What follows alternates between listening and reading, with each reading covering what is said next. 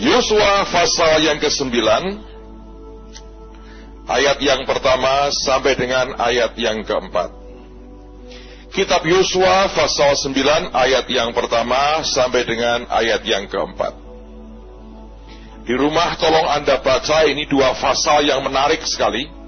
Dan kalau Anda pelajari tidak berhenti sebetulnya cerita ini sampai di sini. Nanti kelak dalam zaman Saul ada kejadian, dalam zaman Raja Daud juga ada kejadian yang akarnya dari peristiwa yang kita baca pada hari ini.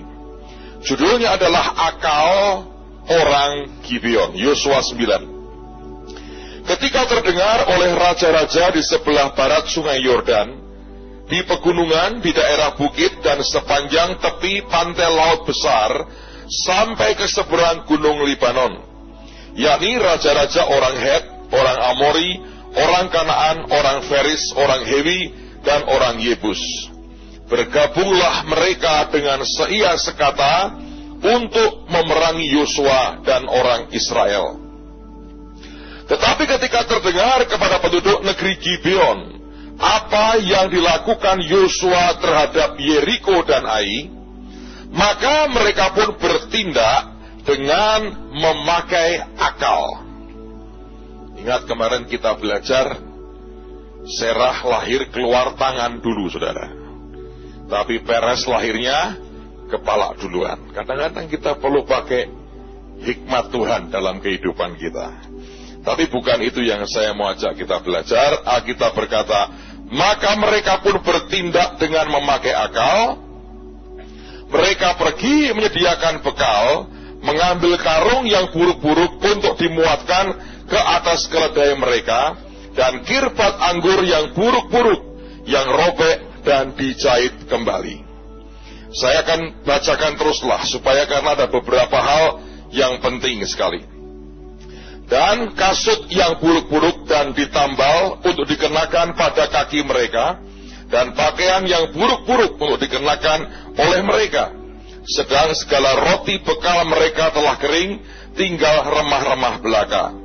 Demikianlah mereka pergi kepada Yosua ke tempat perkemahan di Gilgal. Berkatalah mereka kepadanya dan kepada orang-orang Israel itu, kami ini datang dari negeri jauh, maka sekarang ikatlah perjanjian dengan kami.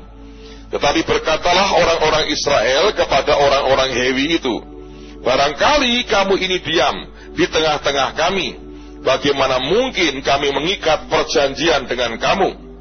Lalu kata mereka kepada Yosua, kami ini hamba-hambamu.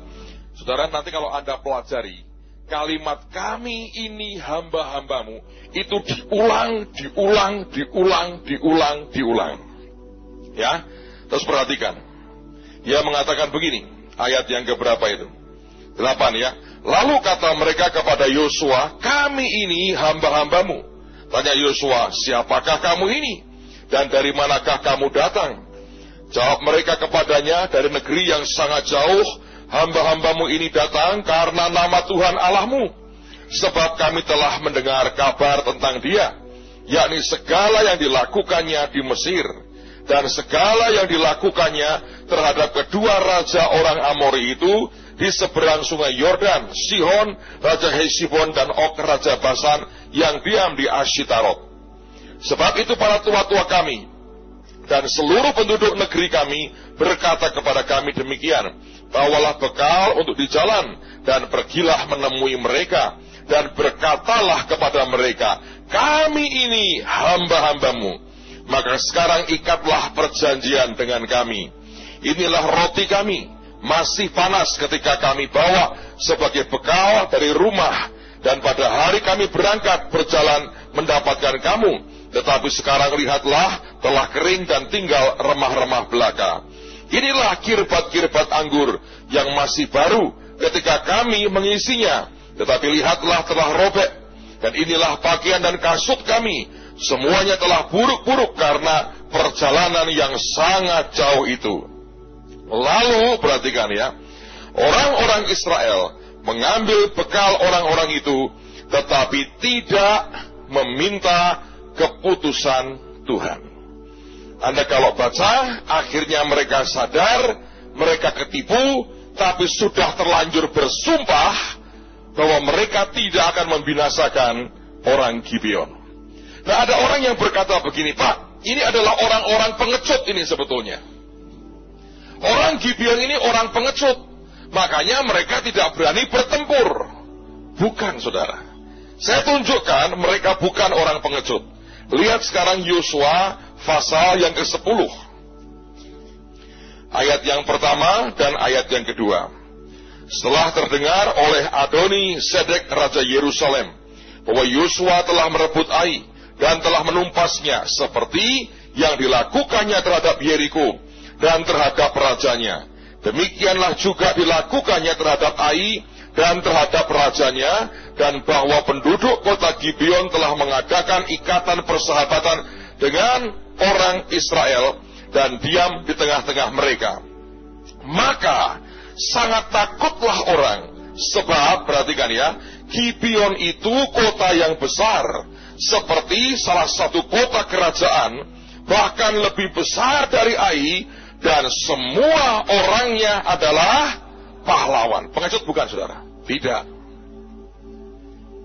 Sebab mereka ini yang saya berkata begini, Tuhan berkata begini, nah kamu perhatikan cerita ini. Bahwa orang Israel tergelincir hari itu, memang karena akarnya tidak minta petunjuk Tuhan. Ya. Tetapi apa yang membuat mereka bisa tergelincir? Musuh seperti apa yang mereka hadapi, yang bisa menggelincirkan mereka? Ternyata orang Gibeon ini bukan hanya terdiri dari semuanya pahlawan yang gagah perkasa, tapi orang yang pakai otak, saudara. Dia melihat begini nih, Yeriko runtuh, Ai runtuh, Firaun dihajar, banyak suku di padang gurun dihabisi. Kita memang tidak takut perang, tapi kalau kita ngitung perang dengan yang seperti ini, ada faktor Tuhan yang menyertai, sama dengan kita menyerahkan nyawa. Lalu Alkitab berkata, mereka menghadapi orang Israel dengan menggunakan akal. Dan yang mereka paksakan adalah, mereka berkata, buat ikatan perjanjian dengan kami. Dan mereka dipaksa dengan segala cara, supaya mereka mengatakan, kami bersumpah tidak akan membinasakan kamu. Saudara sekalian, Tuhan mau berkata begini. Kita ini banyak kali telah mengalami banyak peperangan rohani. Dan kita menghadapi berbagai macam roh, berbagai macam situasi. Dan Tuhan mengatakan di zaman generasi penggenap janji seperti Yosua ini, kalian harus waspada dengan yang namanya tipu daya daripada iblis sendiri. Sebab nanti ya, kalau Anda perhatikan, makin tinggi levelnya, sebetulnya dia perangnya bukan dengan cara getengking mengalahkannya. Dia akan sungguh-sungguh main legal. Dia akan sungguh-sungguh main jebakan-jebakan untuk membuat kita ini bersalah di hadapan Tuhan. Dan itu sebuah cara yang begitu halus, dan kita begitu terpesona dengan apa yang disodorkan. Belum tentu itu sesuatu yang berkilauan. Dalam kasus ini, sungguh yang muncul itu apa? Penghambaan, saudara. Pakaian mereka sengaja pakai yang compang-camping, sengaja. Kalau Anda baca ini ya, berkali-kali. Nanti ketika ketahuan, mereka dimarahi, mereka berkata, kami ini hamba-hambamu. Kami ini hamba-hambamu. Dia bukan tampil dengan sesuatu yang garang, dengan kereta kuda, dengan kereta besi, dengan jutaan panah, dengan ribuan tombak, dengan pedang yang tajam, dengan pasukan onta dan sebagainya. Tidak. Mereka itu muncul dengan sebuah penampilan yang seakan-akan berkata, ini baik. Ini orang tidak berdaya. Ini sebetulnya, lihatlah penghambaannya. Karena tiap kali ngomong, kami ini hamba-hambamu. Kami ini hamba-hambamu. Dan itu membuat terbutakan mata mereka. Kenapa sampai mereka tidak minta petunjuk Tuhan? Karena musuhnya itu sudah memberikan sekian banyak bukti yang terlalu jelas. Sehingga orang berkata, ini nggak ada cara lain lah. Pasti ini benar yang diomongin. Karena mereka tunjukkan roti tinggal remah-remahnya, padahal itu roti sisa mereka itu. Baju sengaja cari yang tambal-tambalan, kasut yang sudah brodol dibawa, kemudian semua yang paling rendah yang mereka punya disodorkan. Dan itu membuat mereka mengambil loh remah-remahnya. Mungkin mereka geli berkata, gila ini orang Israel ini. Gua kira makmur. Roti sudah kering, berjamur, dia sikat juga. Goblok juga dia. Dan mereka sumpah, kami tidak membinasakan.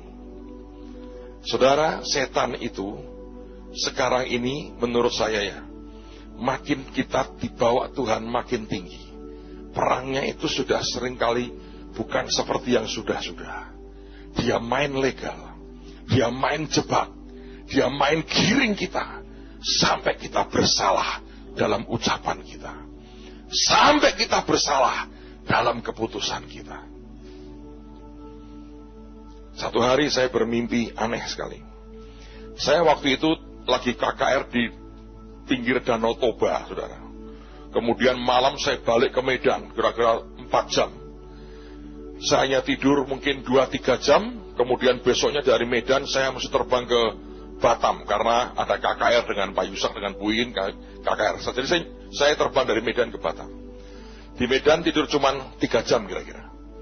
Saya baru merem ini ya, baru sejam. Tuhan beri mimpi.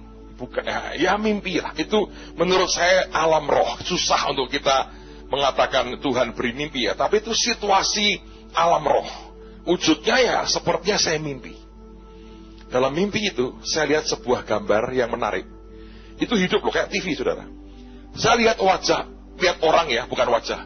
Dari leher ini, leher, sampai ke dadanya, laki, sampai ke perutnya. Udah. Saya lihat jubahnya.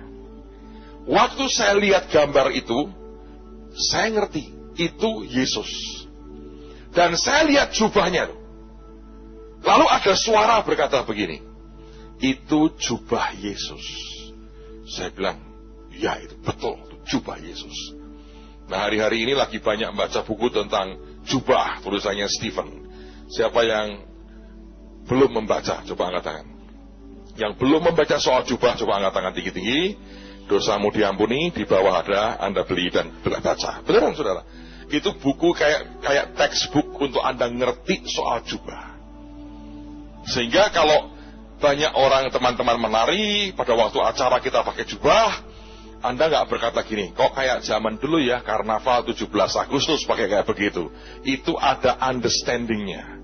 Semua yang dilakukan tanpa pengertian, itu tidak ada apa-apanya. Sebab tanpa iman, tidak ada gunanya semua. Oke? Nah jadi pada waktu itu saya lihat gambar itu kayak televisi, layar begitu, dari leher sampai ke perut, dada kelihatan, tangan nggak kelihatan.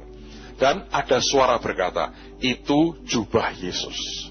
Wah, baru baca soal jubah, saya lihat jubah Yesus. Otak saya berkata begini, keren nih.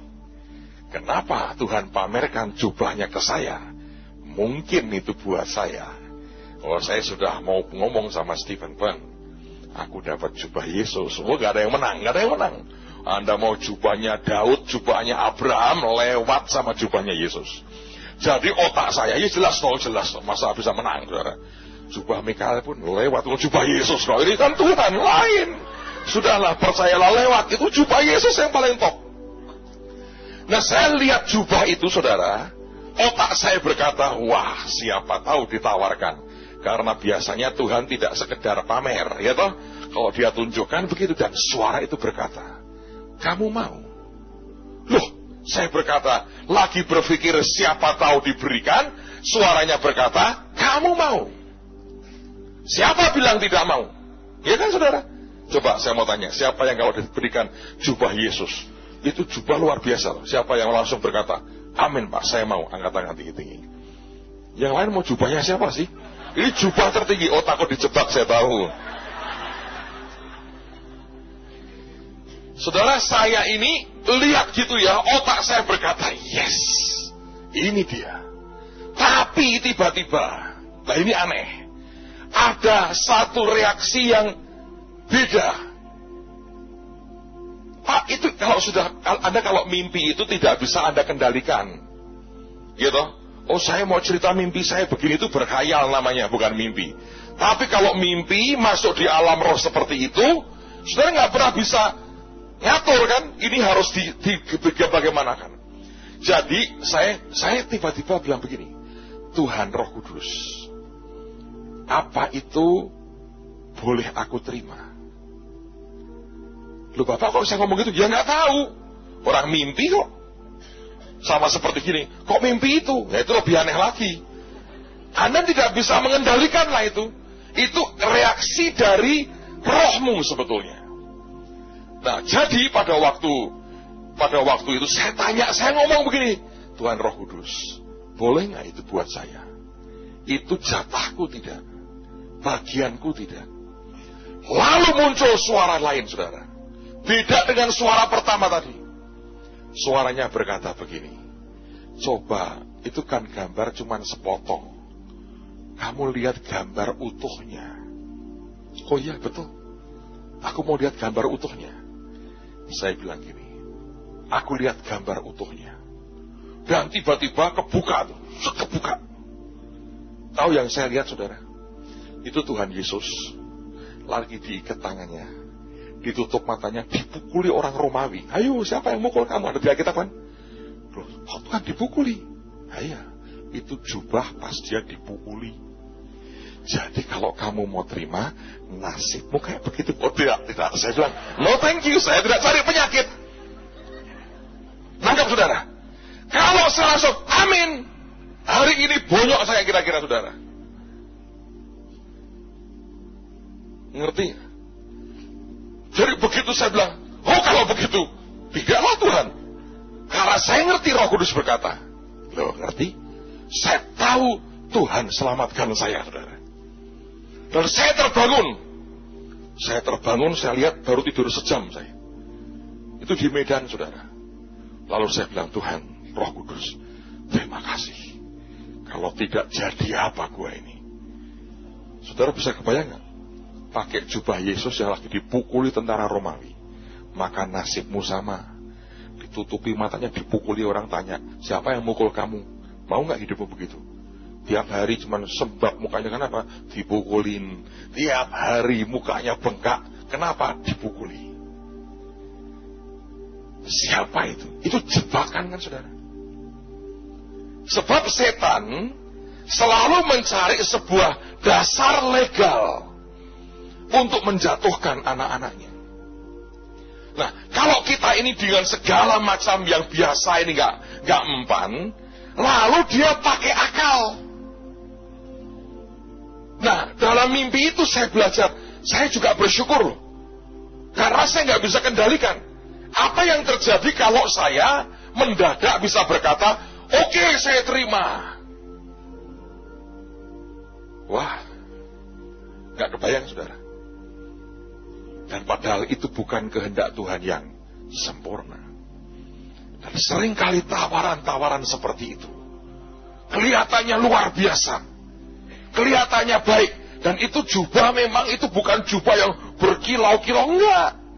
Tapi saya tertariknya karena jubahnya Yesus. Siapa tidak kepingin? Nah, tapi kalau Yesus yang pas dipukuli, saya bilang, Tuhan, Engkau sudah menggenapkan itu. Aku tidak perlu jadi jagoan. Dan berkata, aku juga mau menanggung seperti Yesus. Nanti ujungnya nyangkal, Tuhan. Ya kan? Dan di situ saya belajar perkataan ini ketika Alkitab mengatakan di ayat yang ke-14, tetapi mereka itu tidak meminta keputusan Tuhan.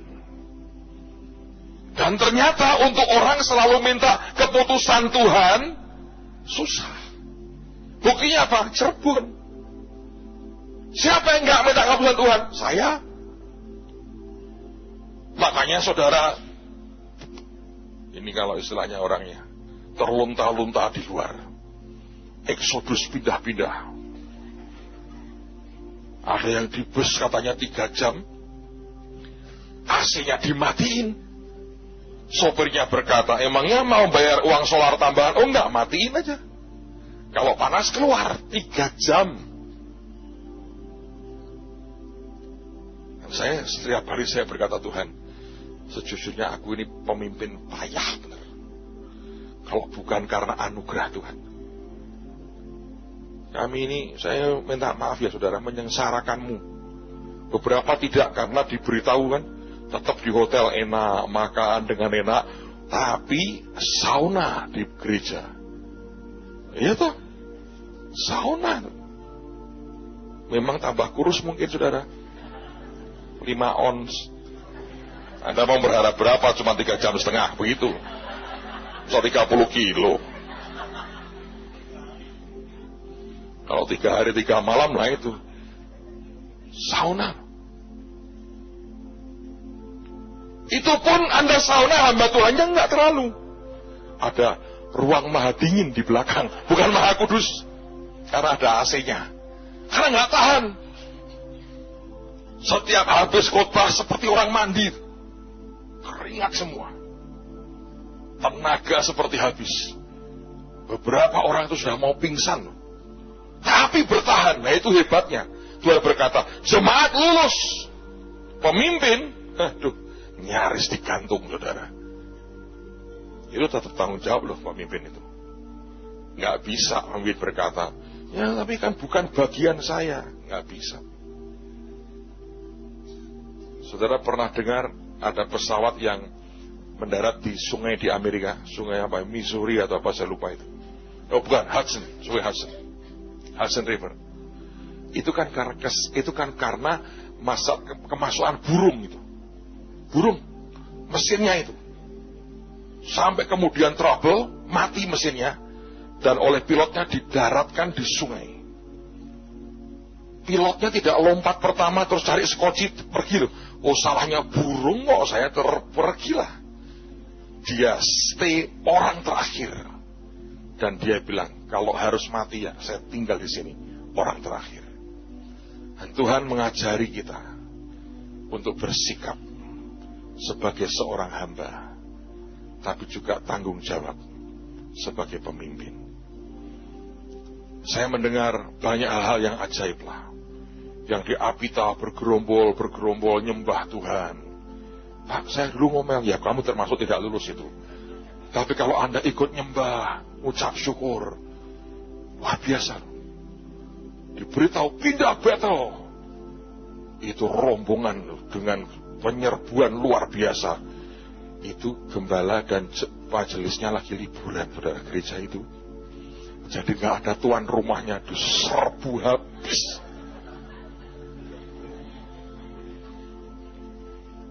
Ya tapi itu memang begitu.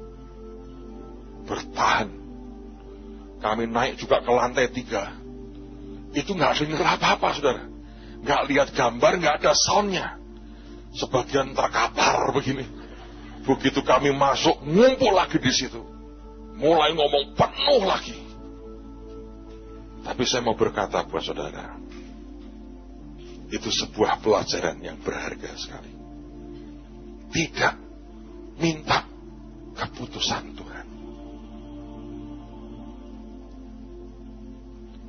tapi itu sebuah kesalahan. Saya bersyukur, tapi waktu berdoa Tuhan sudah mulai berdamai dengan kita. Dia sudah mulai ngomong, kamu harus begini, harus begini, harus begini. Dan tiba-tiba tadi Tuhan berkata begini, kamu harus tahu ya, aku Tuhan itu kalau kerja gak serampangan. Dan dia berkata, lihat sepanjang 1 minggu ini ada yang aneh terjadi. Jadi peristiwa Cirebon, pulang semuanya dengan tertunduk begini. Gak ada yang terbahak-bahak tertawa tuh gak ada saudara. Semua tertunduk diam. Saya juga, waduh, sudah jalannya macet ke Semarang. Saya sampai rumah itu jam 12:30 malam. Sepanjang jalan gak bisa tidur. Diajak Pak Petrus Hadi makan sate kambing di Tegal. Dia promosi ini enak. Hari itu pas saya makan alot saudara. Kalau orang gak dapat perkenan Tuhan itu loh, saya mau salahin dia gimana? Masih untung yang bayari orang lain, orang Tegal. Lihat kami mau mampir Tegal, dia tunggu di warung sate dan dia bangga, ini enak sekali. Pak Hadi berkata, ini lebih enak dari batibul. Saya ngomong dia, alot saudara. Lebih enak kan? Lumayan, saya berkata. Lumayan alotnya maksudnya saudara. Gak karuan, semua serba gak enak. Tapi Tuhan itu tadi sore ngomong sama saya begini. Hari Minggu kemarin, karena ada teman yang menikah di Semarang, jadi kumpullah kita di Semarang. Dan hari itu kami buat pengakuan, kita minta maaf ke jemaat. Tuhan berkata, itu caramu membayar. Gitu. Paling tidak Tuhan mau melihat begini. Ini orang-orang ini tahu diri ya sih. Kalau bisa tahu diri aja, lumayan. Dan Tuhan berkata di Semarang, kamu berdamai dengan rakyat, kamu berdamai dengan umatku. Tapi di Bandung di sini, tadi Tuhan berdamai dengan kita. Saudara, kalau dibiarkan Tuhan ya, itu meriang 24 jam saudara. Rambutmu pun meriang rasanya. Mau ngapain gak enak. Hari ini nih, saya terus terang nih, makan rib ikannya mamah paling sedikit saya. Biasanya setengah panci saya sikat semua saudara. Bukan karena tidak enak, tapi masih meriang dalam saya saudara. Nggak tahan. Anda perlu mencoba itu, the best in the world saudara. Nggak ada duanya. Tapi hanya dimasak kalau saya datang, mungkin begitu saudara. Tapi itu nggak bisa loh. Saya ingat zaman Mahanai membuat acara di Monas, sama tuh. Saya ke tempatnya Pak Yusak, ngomong tentang biaya yang miliatan, kurang hanya beberapa hari, kami berdua nyedot inhaler, ditawari makan siang, nggak kepingin makan siang. Itu juga rada meriang, tapi kembung lebih tepat menurut saya, saudara. Sampai kita ngomong begini, rumah kita ini berenam dijual, nutup biaya KKR, nggak cukup. Bayangin.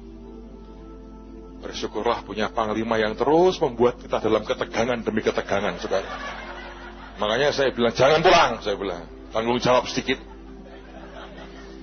Iyalah, nyedot inhaler dan berkata, banyak hal ku tak mengerti. Saya ke partainya Pak Yusak aja kalau soal begitu. Emang gak ngerti suruh ngapain, saudara?